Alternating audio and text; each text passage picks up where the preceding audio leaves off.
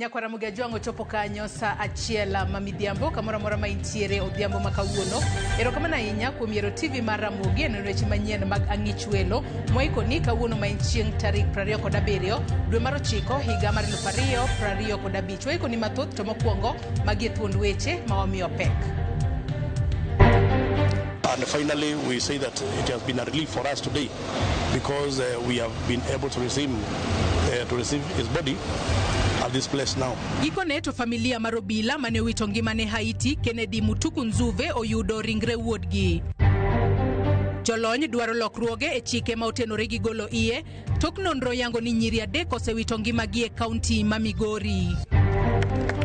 It is a distinct level that must be treated as such, with full autonomy in administration, staffing, and resource allocation. Jopuonje mag junior school di nyime gi sundo piny owacho mondo migi thuolo mar chung' kar kendgi.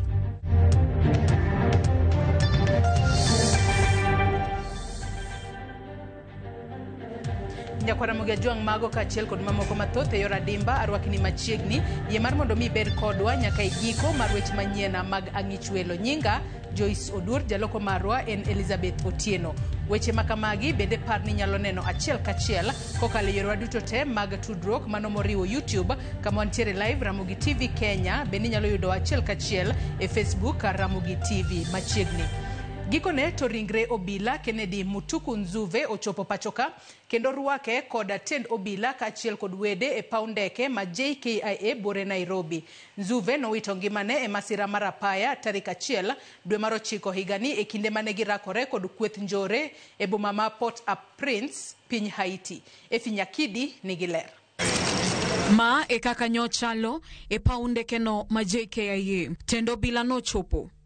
Padri bende no manore gi biblos mare ne alam ka wede obila Kennedy Mutuku Nzuve mano chopo mar romo ne ringre mare to nokwa kod lit maneno e lenda wangi. Ringre mar Nzuve no chopo ka sanduku to no kod bandera mar bad migao mar obila mano tiye mar administration police. To kaka yor nyiso luor margi ne nyawadgi, obila wetene no golo gutegi kendo bang'e ting'o ringre mare ne alam. Kennedy Mutuku Nzuve notho e masira mar apaya tarik 1 dweni e gwenge ma Port-au-Prince e kinde mane girakore kod kweth njore e bomano. En achiel kuom obila adek mano wito ngimagi e masira makamano. Kaluwore gi anyuola mare, kata obedo ni masira makamano no juko Nzuve, chunygi koro kwe, wirani giserito marikal jumbe adek mar mondo mi ringre mare kel pachoka.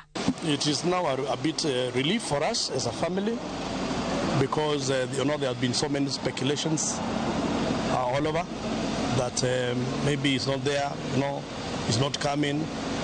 But finally, because all along we have been communicating with the National Police Service about the fate, and finally we say that it has been a relief for us today because we have been able to receive his body at this place now. So at least we can now start making preparations for the burial. Before, we could not say anything. We were just praying that all goes well. It has been a long journey, and we trust God that will give us strength that we deserve. Dwaro maduong' mar anyuola mar Mutuku en mondo mi piny owacho kachiel kod tend obila odonjre mar neno ni chenro mar riko Nzuve otimore makare maonge ohinga moramora. Mana kaka ne gitele chenro maneno ni ringre mare oduogo pachoka. It is the government through the National Police Service that organized for bringing of the body all the way up to here. We are also extending the same request as we prepare for a send-off. I'm very sure the government will also chip in. It is unfortunate just incidents because Kennedy is the only son of our mother, of the mother, and it's not. It's a big pain. The only child, not even son. Obila mag piny Kenya nodonje piny Haiti mar konyo kedo gi kweth njore manoteko bombe mopogore opogore ahinya to boma ma Port-au-Prince kendo rocho kwe e gwengego. Obila go osebedo ka konyo chenro mar duoko kwe piny Haiti e boma bul mar Multinational Security Support Mission kata MSSM. Gisani ringre Nzuve otere kar kano ringre machiro mobore Nairobi e kinde ma chenro mag iko osechak tim. Efinyakidi, Ramogi TV, Nairobi.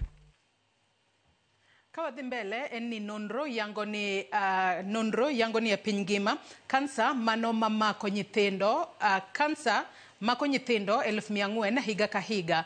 E piny Kenya nyithindo 300 yudo kod kansa. Mana ka jafwambo marwa Simfros Okinda lero, tuoni osekelo midhiero ne jonyuola ka e pachoka. Tuono podi medo mana medo jimbore e kind nyithindo. Wach matuo kansa en gima thoth jonyuol ok dwa winjo e ngimagi, ahinya ka en gino manyalo mako nyithindegi. Kata kamano e pachoka tuo mar kansa kuom nyithindo medo jimbore. Nonro yango ni e piny ngima kansa mako nyithindo 400,000 higa ka higa. E piny Kenya nyithindo 300 yudo kod kansa, kata kamano thothgi rem ma ok ofweny. Nyithindo mathoth wito ngimagi ok nikech kansa ok thiedhre, to nikech samoro tuo ifwenyo moleo kata rem bedo kod nyalo mar yudo thieth. Kawuono watwako joked gi tuo kansa mag nyithindo 2, nyathi ma jahigni 6 to kod jahigni 51 mano yud kod kansa ka nyathi. Robert Marin noyud gi tuo kansa mar remo. I was diagnosed with non-Hodgkin's lymphoma, which is a cancer of the blood, at the age of 12 years, back in 1986. And amongst the treatment that was done was after the removal of the lymph node, which had developed under my right armpit, which led to the discovery of the cancer. I began treatment henceforth at Kenyatta National Hospital, and I went chemotherapy, and I went radiotherapy. Mondo chop kama entiere ni Bernardo Sekala chidh nade modhuro. The chemos were very harsh on me, because I developed a lot of side effects. The radiotherapy as well. One of the side effects was loss of memory, loss of concentration. I started having an issue with my eyes. If you look directly into my eye, in the left eye, there's a cataract, something that's not very clear. The worst that happened at that time was going back to school, joining school, because the side effects, especially of the memory loss and the lack of concentration. When I got back to school, I was not being able to concentrate, and I was missing so much. Kopogore kod kido mag kansa mag remo mathoro mako nyithindo matindo, kansa mar wang' bende ero mako nyithindo. Ma Wayne kod min mare. Wayne sani osechango tok yude kod kansa mar wang' e stage mar 4. Alikuwa anasema tu macho inaumia na akakuwa akitritiwa like an infection, until one day nika notice kuna something glowing in his eye, like a shiny thing. So nikakuwa concerned, ndio nikaanza kutembea kwa mahospitali, from one hospital to another. Paka dakika ya mwisho nikaambiwa the only hospital yenye inaweza jua shida ya mtoto ama iko na uwezo ama machine za kujua ni nini shida ya mtoto ni Kenyatta. Mana kaka Bernard achidh nade maduong' e kansa mag nyithindo kopogore gi nengo thieth enakweda e kind oganda. Hospitali sha nime notice inalipa, especially the leukemia ama kansa zingine, lakini when it comes to retinoblastoma, and I'm talking here, nikijua tushaenda kwa ministry, maybe tuseme kama for example my son, unapata the eye isha kwa kadogo juu asha grow, so unapata kila mtu kwa shule ana notice, walimu wa understand huyu mtoto lazima akae kwa madawa, awa understand kwa nini mtoto wangu haoni blackboard vizuri, watoto wengine hataki kucheza na watoto wengine sababu kukiwa najua hawezi toka nje, so inakuwa challenge. Kadobedo ni okenge mathoth osego e kedo gi tuo mar kansa, jolony wacho ni rem pod nitiere. Ber mondo wadoge chiemo machon, kech ranyisi yangore ni chiemo masani gibedo gi a lot of oket gi either fertilizer mang'eny kaka gibedo produced. Kono ka ng'ato tiyo kode mang'eny to ka those chemicals mantiere chiemo ma nyasani miyo those cancer traits bedo mang'eny e del. Some of the things that are definitely known is a genetic component, that these children are born with a genetic predisposition to cancer already, even before they start life and before. So for children mainly we have genetic predisposition. Of course we have other environmental factors, but I think with us we need still a lot of research to be done in our area. So you find that a public facility has 100 patients on radiotherapy per day. This is too much, okay? So we just need to all help each other and the government to help us out. So mental issues are visible as training at that point, and that is where we seek help, but we need to seek help from the very beginning. Ethulo makalo poni jatuo no yudi tuo mar kansa mudho mandiwane kwako ngimane. Makmana gi jomo sedaka kod tuo kansa kuom higni buora nyiso ni geno nitie kendo dong mana matin mondo sirikal ojiw kore maneno ni jotuo mag kansa oyudo thieth makare. Simfros Okinda, Ramogi TV, Nairobi. Liet pod medore e wi chung' mar jopuonje mag junior school kanyaka sani gidhi nyime gi sundo piny owacho mondo migi thuolo mar chung' kar kendgi ma ok onywandgi gi skunde mag primar. Mana ka jafwambo marwa Bill Gates odwar lero jopuonjego manobago ng'anyo e counties mopogore opogore ochiwo ywak ni jotenda skunde mag primary ok ti gi pesa mar JSS e yo makare.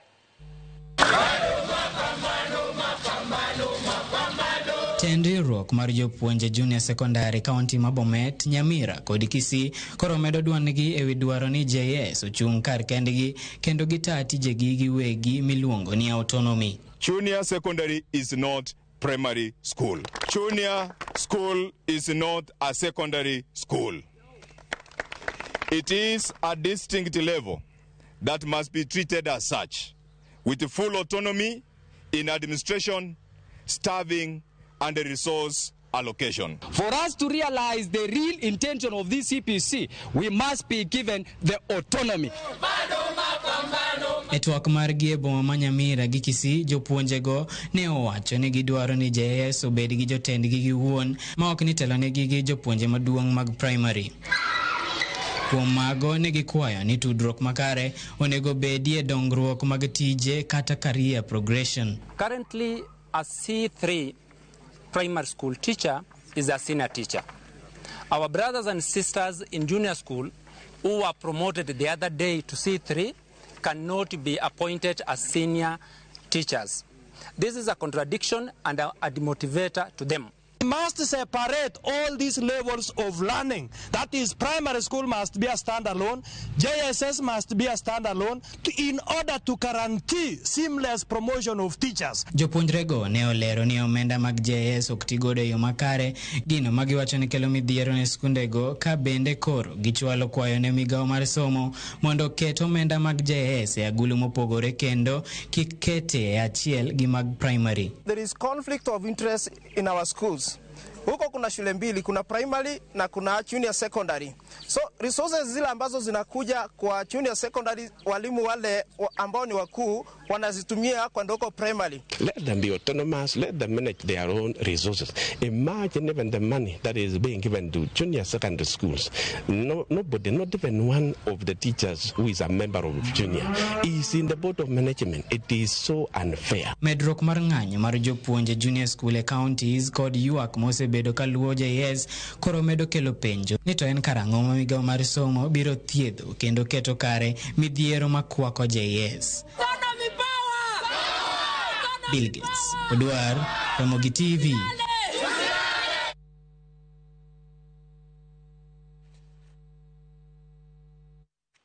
Kawadhi mbele kod weche mako manyien en jakom duola mar yiero IEBC Erastus Ethekon osingore jo Kenya ni IEBC oikore mokalo ne yiero duto madundo madhi timore tarik 27 dwe ni kata dwe mar 11 higani.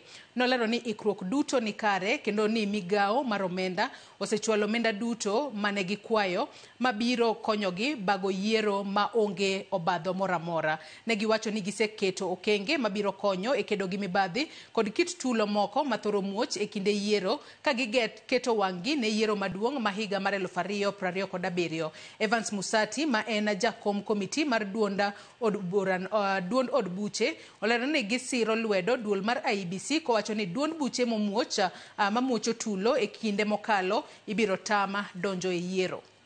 November 2025, we would like to assure the country and the citizens of this beautiful Republic of Kenya that all preparations are the top gear, and the resources that we were looking for in order to conduct successfully by-elections are now available to us. Where there were shortages, we have had very candid and honest and fruitful discussions with our National Treasury who have since then unlocked that, and therefore there's no reason whatsoever why we should not have the by-elections as planned. We want to participate in ensuring that we have good political sanity by ensuring that we mandate IEPC, particularly the chair, to enforce the code of conduct where we have politicians who are inciting violence. Kenyans don't want to be incited to violence. So as political parties, we have empowered, we have given the chairman of IEPC the tools of trade. As the referee, we have given him the yellow card and the red card and the flags so that he can conduct his business, so that Kenyans can have sanity in politics. E kinde galamoro moyiedhi mar duond bura mar Jubilee, jatend piny machon Uhuru Kenyatta ne oduogo e paw siasa kendo dunyo jatend piny William Ruto e wi chungo dongruok mane ochako gi sirikal mar Jubilee. Kaka jafombo marwa mar siasa Chris Owino leronwa, jatend migawo machon mar arita Dr. Fred Matiang'i bende ne oyuoro e romono. Dibed ni Matiang'i chano mar laro ten piny Kenya kod Jubilee, to bende Uhuru nyalo miye mbi maduong' e ng'wech mar laro tend piny. E galamoro mar Jubilee, Uhuru ne wuok tumuso kod jatend piny William Ruto kuom chuno jopiny kod chenro maonge korgi ka kuma mar thieth mar SHA kaachiel gi tiyo kod obila e hinyo rowere mag Gen Z. Mana ka ngero mar ichayo gweno to isaye ogwang', Uhuru ne onyiso jo Kenya ni gibiro ywago ang'e kuom nere mwinjo sie mane omiyogi e wi William Ruto motelo ni yiero maduong' mokalo. I endeavored to pass this message. Unfortunately, it fell on deaf ears. Galamoro makamano bende ne oyuorie kod jatend migawo machon mar arita Dr. Fred Matiang'i. Biro mar Matiang'i ne oweji mathoth gi penjo kaluwore ni oselando dwaro mare malaro tend piny e yiero maduong' mabiro kata odoko ni pok oyango duond bura mare. Matiang'i temo lombore ne Uhuru. Kejogeno Uhuru kata ka nigi Jubilee go, Uhuru ok nyal chung'. Koro Uhuru bro manyo ng'ama nyalo dhiro mondo ochung' gi chama neno kod nikech koni ng'ama be chal madwaro duogo e weche mag siasa ni en ok onyal chung', obiro dwaro ng'ato mondo kowe. To lakini kani rango burano maber, gimondi manotimre ma ji mang'eny pok onene. Uhuru nok oluongo na nying Matiang'i. Nok oluongo na Matiang'i mondo owuo. Nok wach kata nyinge e bura Matiang'i. Manyiso ni kata kono no wach moro ni mondo mi Matiang'i ni en gima pok winjruok obete. Bing ni Matiang'i pok owacho party mare. To wang'eyo ni nene Jubilee government. Wang'eyo ni gin jok manoting'o vision gi ambition gi tich Uhuru matek kabisa kendo notiyo matek. Pogruok gi jowetene kuma ne jowetene nitie to obiro NDC mar Jubilee tells us a lot. Nyiso wa ni mae kama obire. Duond bura mar Jubilee bende ne otimo lokruok e chike margi mar miyo ng'at moko gai margi thuolo malaro tend piny kod otiko mar duond burano kaluwore ni Uhuru Kenyatta ok nyal laro tend piny kendo. Jonon weche mag siasa kata kamano okawo chung' mopogore e mbi ma Uhuru Kenyatta nyalo miyo Matiang'i golo William Ruto e loch. Odhi kelo pek matin nikech Matiang'i jodalagi o support kendo Uhuru be jodalagi nyalo support kata obed mana ni gipogore. Uhuru kane donje telo e Jubilee mewacho ni kata tiene mane gintie, Ruto noweyo chama ne, jolango noriwre gi jo-Kikuyu. That is mano gima adier mantie. To ka gichako giduogo sani jo-Kisii gi jo-Kikuyu, maybe ok nyal bedo jo-Kikuyu te, jo-Central te. Nikech pogruok osebedo e Central kanyo be. An kaka neno yiero mabiro, ji ok bi gone ng'ato kura. Ji bo penjo ni ang'o michung'ne.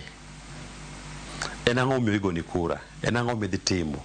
To bed gima onyalo wache kapok ogo kura ni. Bo ane ni o make sense. Koro beda kaka chon ni dhiga ni ata nawuok ni an Matiang'i, an Gachagua, an Kalonzo. To ni bogoni kura no ok apar ka botimre. Koro Matiang'i kata bed ni Jubilee candidate, an gi pacha pod ok ane kodhi yudo teku mar kawo piny.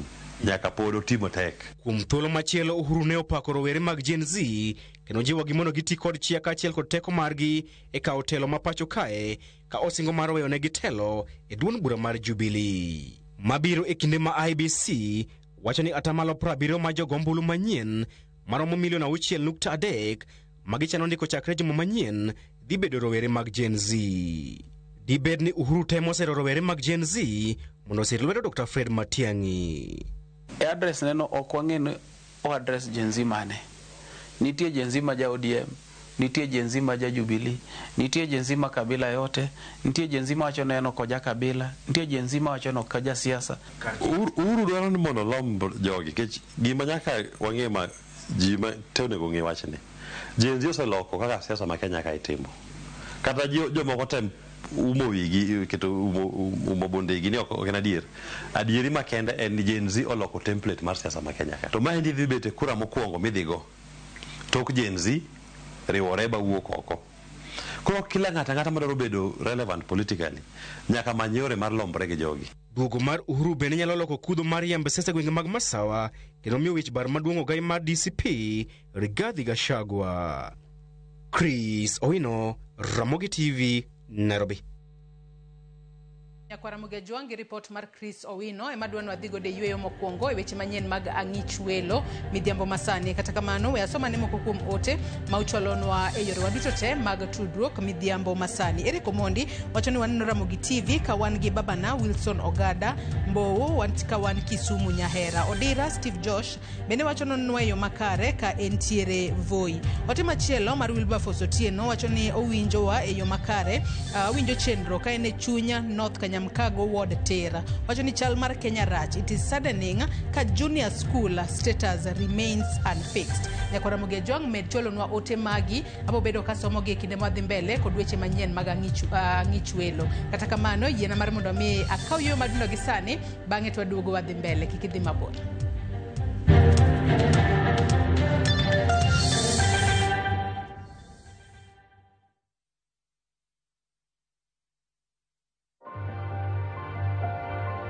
My skin is my identity, my strength. It's unique and deserves care made specially for me. Nivea Radiant and Beauty Even Glow, enriched with 95% pure vitamin C and pearl extract for visibly radiant and even-toned skin in just 2 weeks. Nivea Radiant and Beauty Even Glow. Skin is for celebrating my shade of beautiful. Nivea is for skin.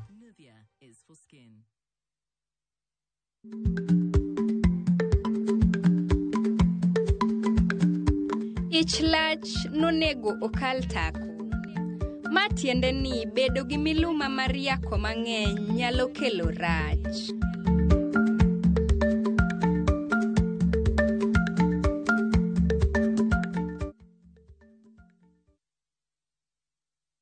Teke na Wigo Boda. Chanua Jam, fika on time at the lowest charges in town.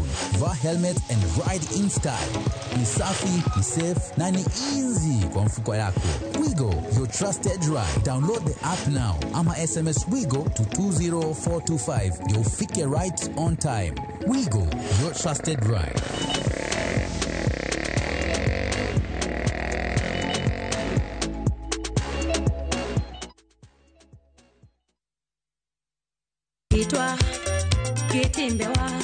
Kokalo e chuny nam e tiend puonj koda timbewa. Ma en 111 chenro makelo nung'eyo madier mar joluo. Nitie chik manam machon mondo ne ondhiye ka niketo gimo miluongo ni migongo. Wawuotho e alwora mar joluo ka waromo gi ji mopogore opogore. Wafwenyo adiera mabwogo ji. Ndalo be gimoro ne muchari ni bende ne pod onge. Ne onge dier. Iolo ni mana ng'owa kuoyo miketie. Kowuok e timbewa nyaka e ngima mapile, e ngima ma ok ong'ere. En gima nigi mwandu, en luo nyaka e chunye. Joluo 111, jokato gin 111 Ngeso ka ngeso, saa 1:45 otieno kod James Rabala. Mana e Ramogi TV. The ocean breeze carries laughter. The streets of Old Town tell stories. And Mombasa welcomes you with open arms. Wander through winding alleys, sip cocktails by the beach, and let the night stretch endlessly under the stars. This low season, Mombasa is vibrant yet unhurried. The perfect escape with friends, a romantic getaway with your partner, or time just for you. From only 25,900 shillings for 3 nights via SGR, View Travel makes your coastal story easy and affordable. Book today and spread the cost with Lipa Pole Pole. Visit viewtravel.com or call 0703 254 254. View Travel. Dream, explore, discover.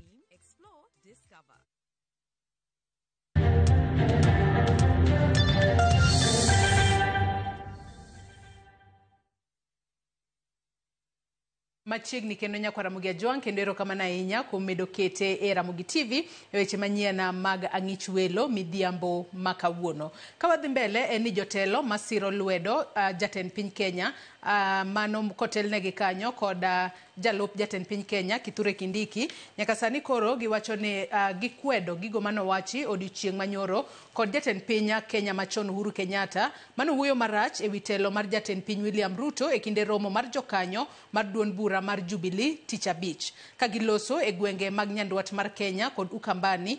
Jotelogo oseyo jatend piny machon kuom ketho uchumi mapachoka kokalo e kao hola makorgi lach kendo chako chenro manomiyo uchumi mapacho kae omedo kethore. Kindiki omedo ni okowinjo opimo kumba mar thieth mar SHA kod chenro mar linda mama mane sirikal mar Jubilee ni godo.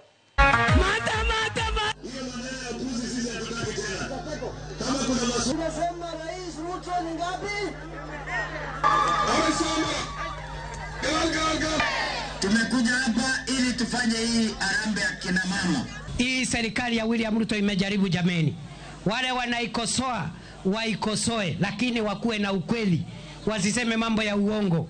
Kwa sababu hiyo linda mama ambaye ilikuwa inachunga mambo ya wamama wajawazito, sasa tumeipanua kupitia SHA.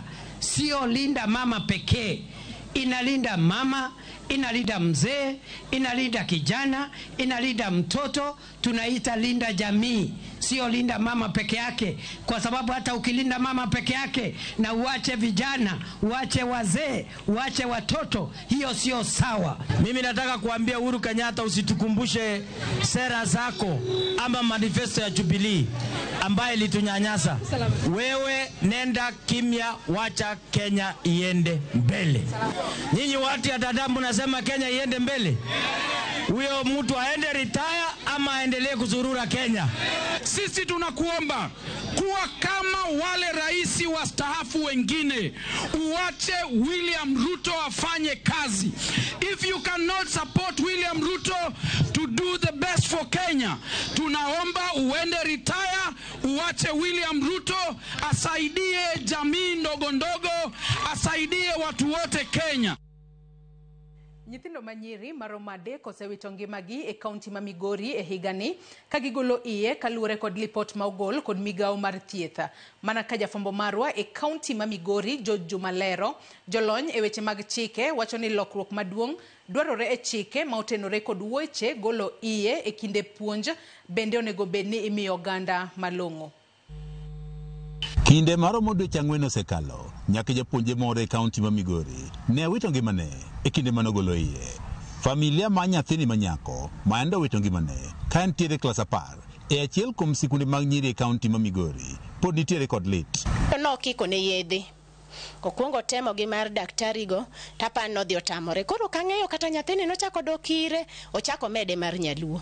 Koro ka nyathino otamore mako biro dala ka kare bo linga mogik chunyo tieno kata dagi okokono gimoro amoro ko wacho. Koro dagi dhi fwenyo mana chunyo tieno ka koro odang ni adang. Japuonje ni en achiel kuom ok tin nyiri adek ma osewito ngimagi e kaunti ma Migori e kinde magigolo iye. Most of the people who go to these unsafe places for unsafe abortion, they are not free to disclose these facilities where they visit. Familia ma japuonje ni manowito ngimane wacho ni japuonje ni ne itemo golo ni e klinik moro e sub county ma Wendo kod ng'atno maonge lony gino ma itudo kod tho mare. An benda kwayo ni kopo ni nitiere step manyalo luwo mondo ayud yo mayudo karatiro mar nyathina to diang' okonya. Nondo yango ni kata kinde mano wito ngimane jonyuol owuon ok ni onge japuonjni ne pek. Kata kamano lipot yango ni kama ne osome to chal ka gima ne onge ni nitie kod ich kendo ne oriko dhi e klinik. Nang'eyo ni en gi it kata kor gweng' ka winjo ni yien onyocho pandore. Nyamrerwa ema nogolo bug chande onyise ni ogem buk manyiso ni nyamrerwa ni nong'eyo in coordination with the school ni nyathini ne en nyathi manigi ich. Penjo maduong' en ni rang'o mane nyalo miyo japuonjni mane oseting'o ich kuom dweche 5 ka okang' mar golo yie kendo wito ngimane. Moko kuom jokanyo riwruogno ma Women Collective Kenya riwruok ma osebiro ka koro puonjo oganda mondo koro kik gol iyegi e yono moko puodhi wacho ni aola kaachiel kod luoro nyalo bedo ni japuonjni ne ogolo iye. Nyithindagi an kod gi thuolo gin koda thuolo koro ok ang'e gima notimre. Hakuwa anaishi na wazazi, ni yule mtoto mwenye aliishi na nyanya na wazazi wakifanya kazi ya kutafuta nje. To ma japuonjni ka okale golo ich bende osekelo penjo mathoth e ikruok mar utego mag thieth e reso jogo mogolo igi to dwaro thieth mapiyo piyo ma idendo kaka post abortion care. Watemo puonjo mana community, where do we get good services mondo kiko wawit nyithindwa kaka kik wabed gi complications, like example for the sepsis ka gibiro at very late stages, where can we really get good treatment mondo gikonygi mapiyo mondo bed gi changi. Tuna support safe abortion. Safe abortion inaweza fanyika kwa njia mbalimbali. Kwanza kama mama mwenyewe ana maisha yake kwa hatarini, wale wanakuwa na shida ya fibroids, kulingana na ushauri wa daktari. Apisa no matayo chendego mag Nyode County ma Migosi Joseph Okide wachi thoth mine ma witongi magi kagolo iye chopo e utego mag thieth ka osedeko. And most cases when they go to those unsafe places, they don't show up in our facility as maber mwanyalo konyogi mondo giyud care mondo we avoid any complication manyalo timore bang' before the unsafe abortion. Kada bed ni golo ich en tok chik e pacho kae kalwe kod chike ma pacho kae osekelo penjo kaachiel kod paro mathoth. Mayo simiyo thoth jogo magolo iye time yor apanda kendo timo katiyo kod yedhe mag nyaluo kaachiel kod mago ma osiptal ma imiyogi kod jok monge lony. Martin Onyango riwruogno ma Center for Reproductive Rights wach ni tiere gik mathoth ma onego loke chike ma pacho kae ka otenore kod golo iye. That which the law allows should be available to the fullest extent to the entire population. One of the gaps is the blanket criminalization of abortion, as you find in the penal code, despite the progress in the 2010 constitution. We still have a penal law that presumes that abortion is entirely unlawful, yet abortion has been protected as a fundamental right within certain parameters. Lipot manogol kod migawo mathieth e pacho kae e higa mag 2013 yango ni kuom mine maromo milion 2 gana 850 346 mane omako iye maromo milion 1 gana 435 988 ne omako ich kok gi chano ka kuom kwanni mane omako ich kok chano maromo gana 792 694 ne ogolo iye. George Juma, Ramogi TV, Migori. Chenro mar chiwo chiemo maonge chudo e skunde mag Upbet mayudore e kar dak ma Mathare, Nairobi konyo e ting'o malo kwan nyithindo mawuok e anyuola mochando e yudo somo makare. Kata kamano, skundego koro kwayo jod bura mondo okal paro ma ochwal kod jod bura ma Mathare Antonio Luoch mondo sirikal ochiw omenda mar sir mar somo ne jopuonjre masomo e skunde mag Upbet. Kar sabich mar Onyango wachopo e skund primar ma St. Augustine Children Education Center, achiel kuom skunde mag Upbet ma ochak kod kanisa e kar dak ma Mathare, Nairobi. En samar madho nyuka, jopuonjre moro ka moro gi okombe e lwete ka girito mondo tonne gi nyuka. Jopuonjre gi neno ma omor. To oken skul ni kende, ondamo machuok kende kowuok kanyo, skul machielo Hanka Education Center bende jopuonjre omor ka ochopo sa mar yudo chiembo kinyi. Japuonj maduong' mar skul no Esther Adodo wacho ni negi chako chenro mar miyo nyithindo chiemo e skul e higa mar 2016 kaka yorno mar neno ni nyithindo mawuok e anyuola ma ochando oyudo siso mar biro e skul ni mar kanyo ema ginyalo yudo gino magibilo. Jonyuol ne hangaika sana kane gionge kaka ne nyithindo nyalo biro skul maber kaluwore gi kaka gidak, their mode of living standard ni nitie low kabisa. Koro waneno kaber kaka skul mondo waket gimoro kaka feeding program manyalo konyo nyithindo mondo giyud teko ka gibiro skul kaka ginyalo chiemo. Olero ni chenro no osemiyo kwan nyithindo mabiro e skul omedore ahinya kendo onge japuonjre mathoro leo ne skul. Kan wachako to ne wan gi nyithindo matin kabisa, ne wan gi nyithindo maromo 100.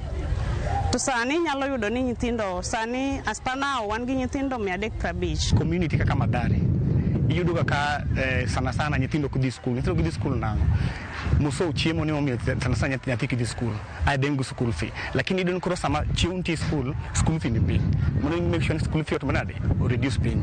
Koro koro gimone sani en ni nyathino in future namba bro yani ibodo ka nyithindo bombe na biri skul nyithindo bombe do somo nikech nitie gimoro e skul. Ondamo machuok kowuok e skul no wachopo e skul machielo wayudo ka en sa mar migago. Chiemo oseikore kendo jogo mochung' ne tedo ikore mar miyo jopuonjre chiemo. Jopuonjre wuok e kilese giluoko lwetegi kaito giriedo mondo omigi chiemo. E kilas kama gichiemo, jopuonjre neno ma omor ni mar biro e skul omiyo giyudo migago maseche moko ne ok gidhi yudo ka gin pacho. Gin gi chiemo mopogore opogore, nyithindo chamo nyaka ringo, nyithindo chamo nyaka tong', nyithindo chamo nyaka rabolo, nyithindo chamo dengu, nyithindo chamo mchele, nyaka kuon bende. Kendo neno ka nyithindo manyo wang' gitar maka nyathi smile ochalo gimo ywak.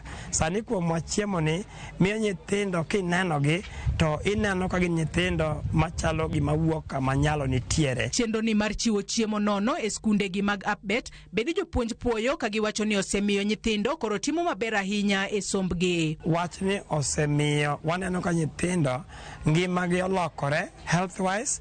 Mar ariyo nyithindogi osechako timo maber e sombgi kata classes magintiere gidhi maber kendo waneno ka gin gi improvement. Achiel kuom jonyuol ma nyathine somo e achiel kuom skundego mag Appbet Mathare mane wawuoyo godo opoyo ahinya chenro mar miyo nyithindo chiemo e skul kowacho ni mano osemiyo jonyuol bedo gi chuny ma okwe e seche ma gidhi e yor manyo. An kuom nyithinda adhiga tich ta sama dhi tich awinjo ka chunya ng'ich nikech ang'e ni nyathina dhi timre nade dhi yudo kaka chiemo e skul. Ok ati ka chunya nigi kihie ni nyathina dhi koso ka dhi duoge dhot to yudo ka onge. Adhiga kan comfortable. Jachak chenro mar miyo jopuonjre chiemo maonge chudo e skunde mag Appbet David Matinde wacho ni negi chako chenro no e kar dak mayuto ji ni piny ma Mathare kaka yorno mar ting'o malo kwan nyithindo madhi e skul ka sani gipidho nyithindo e skunde mag Appbet 19 mayudore Mathare. Wapidho nyithindo e centers 19 kawuono ma jumla gi ochopo 6,400. Wamiyogi breakfast kendo wamiyogi lunch nikech ka wang'iyo needs mantie e slums jonyuol gi samoro onge gi uwezo matero nyithindgi e private to bende samoro skunde mag public e kuonde mongore tin ma sirikal oketo. Koro chenro ne wachako mondo wadhi e skundegi ka wamiyo nyithindo chiemo e skundegi mondo encourage enrollment. Matinde wacho ni ka gimakore kod jochiw kony mawuok e pinje maoko gin kod lek mar neno ni nyithindo duto Mathare omedo dhi skul kendo giyudo chiemo makare e skundego. Majority mag partners wawuok e pinje mag China kendo gisechung' kodwa ka gisupport nyithindogi e free lunch mane wachako ni. Sani ka wang'iyo nyithindo mang'eny mwadwa ni mondo wakete program Kata obedo ni giwuok oko mar neno ni kwan nyithindo madhi e skul madhare omedore kaluwore kod chenro mar chiwo chiemo maonge chudo e skunde mag APBET, kwayo maduong' magin godo en mondo sirikal ochiwnegi omenda mar sir mar somo ne jopuonjre. Kinde mokalo APBET schools kata skunde mag non-formal ok osebedo recognized gi government mar Kenya kuom capitation funds, kuom free FPE miluongo ni free primary education funds. Koro kwayo mara kuom sirikal marwa to gi piny owacho marwa en ni giketwa kende chenro margi mar chiwo konyruok nikech nyithindo gi nyithi Kenya. Bende gikwayo jood bura mondo sir paro mane ochwal kod jaod bura ma Mathare Antonio Luoch mar timo lokruok ne chike mag somo ma pachoka kata Basic Education Act mondo sirikal oyang skunde mag APBET. Wakwayo wajumbe te mantie Kenya mondo support bill ma Honorable Antonio Luoch otere e od bura mar recognizing APBET schools mondo sirikal omi nyithindo gi support kamoro amora ma gintiere mipuonjogie mondo gimbe migi capitation kaka nyithindo mamoko. Chenro ni mar chiwo chiemo maonge chudo e skunde mag APBET mayudore kar dak ma Mathare sani koro miyo nyithindo mohew 6,000 masomo e skunde 19 mag APBET nitiere kod adiera mar yudo chiemb okinyi kod migago pile ka pile ka gidhi e skul. Joyce Odur, Ramogi TV, Nairobi.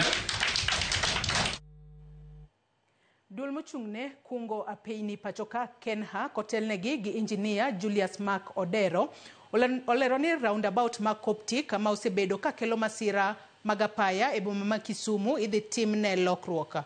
Yono manitiere e wang' apaya ma Kisumu kochomo Kakamega osekawo ngima oganda mathoth gino mochuno kelo lokruok mare. Duol mar Kenha bende owacho ni e kinde ma idhi ger apaya no manyien biro chuno joriembo ma osebedo ka tiyo gi yorno mar mondo mi oti gi yore mamoko mondo gichop e gwenge magidhiye. Lokruok mar roundabout no igeno ni dhi muonyo omenda maromo siling milion 20. The contractor carrying out the permanent works, which will basically entail introducing a separation between the two carriageways with clear demarcation, and that is marking to ensure that now if you are headed to town or off from town, that will no longer be an intersection, but it will just be a straight section where people will be able to go without changing from one carriageway to another. The preliminary estimate is now at around 20 million, and at least we have managed to organize some resources to meet that, so we expect that we should be able to proceed without any interruptions.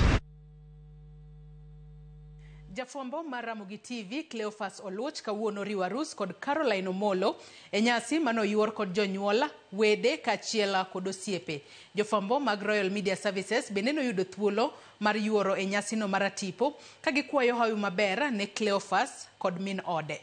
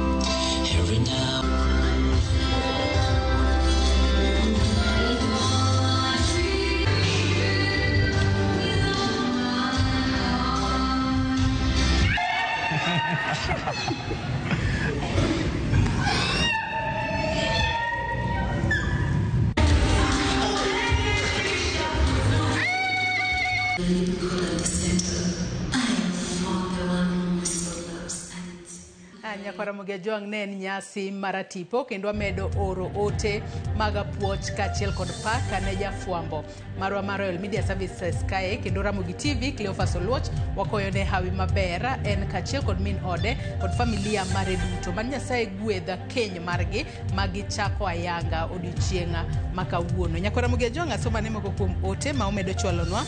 Ben Jabul wacho kae ni wan Ramogi TV Mosa gi Benada Kangondo mongere ni Obade. Dominic Adom wacho ni wan Ramogi TV kontiere Nairobi with my brother Daniel Awiti. Moses Ogwayo bende wacho no yo makare ka entiere game Ukaya. Wakawiyo madundo waduogo kikidhi mabor.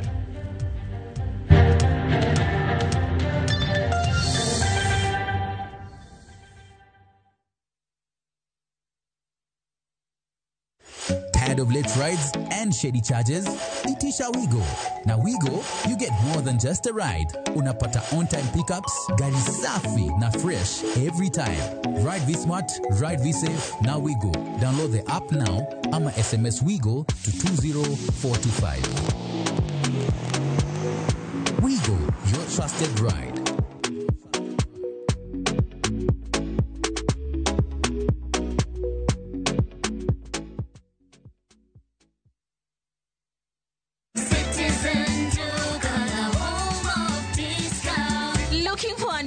Deals, Citizen Duca has you covered. Get 1.5 Jik regular bleach at 745 shillings down from 798 shillings. 800 grams bar soap at 205 shillings down from 230. And 200 grams toss at 79 shillings down from 105 shillings. Shop conveniently on citizenduca.com or on the View Sasa app and have everything delivered directly to you. Citizen Duca, the home of discounts. Citizen Duca, the home of discounts.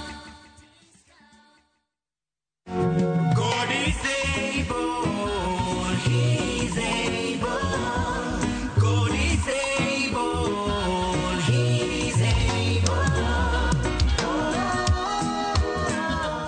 Kupata huu wimbo wangu uitwao God is able kama sikiza tune yako, bonyeza *811*337# kwenye simu yako. Kumbuka, sikiza na Citizen ni nyumbani kwa wasanii wote. Kuom thuolo mohewo higni 20 sani, Direct Line osebedo kaka jachiwo okumba makare ne geche mating'o jowuoth mong'ere ni PSVs. E kor dwe mar 9 higani, ne watimo chudo mar omenda maromo 1.5 bilion ne jogo manoyudo lal moro amora to ni kod okumba marwa.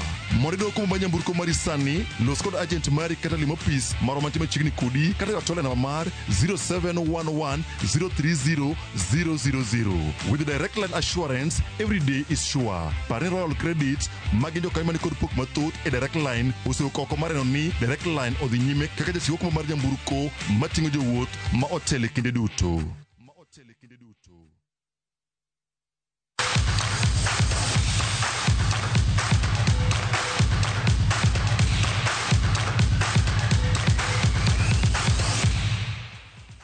Eweche mag tuke en ni klaba mar Posta Rangers oloyo Tusker FC gonde 2-1 e tuk adhula lig maduong' pachoka.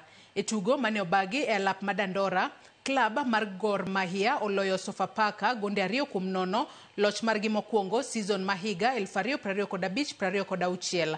Jatugo masulwe Ebeneza Adukwa noloyo gonde 2 go duto kendo konyo Kogalo yudo points 3. Nafasi ile bado wameitoa, wanasema weka kati, mpira umevuka huo. Ebeneza Adukwo walijaribu kuikata ukarushwa. Alfa akacheza naye Austin Jafet Lihanda Mzungu ni kuzuia goli dhidi ya Double R. Austin, oh my! Amokoa Victor Kamungo. Hawaamini wanachokiona mashabiki. Aliona Victor Kamungo, hakushtuka kabisa, akasubiri kwanza Mwili wa Austin umlekeze msapasa misuli tu. Nyakwara Mugia Joang erokamana inya kuom bedo kodwa nyaka gisani mochope giko mar weche manyiena mag Ang'ichwelo. Warom kendo kangoromo kanyo sadek mar otieno e weche manyiena mag Oimore. Oriti masani nyinga Joyce Oduor nantiere kae kod jaloko marwa Elizabeth Otieno.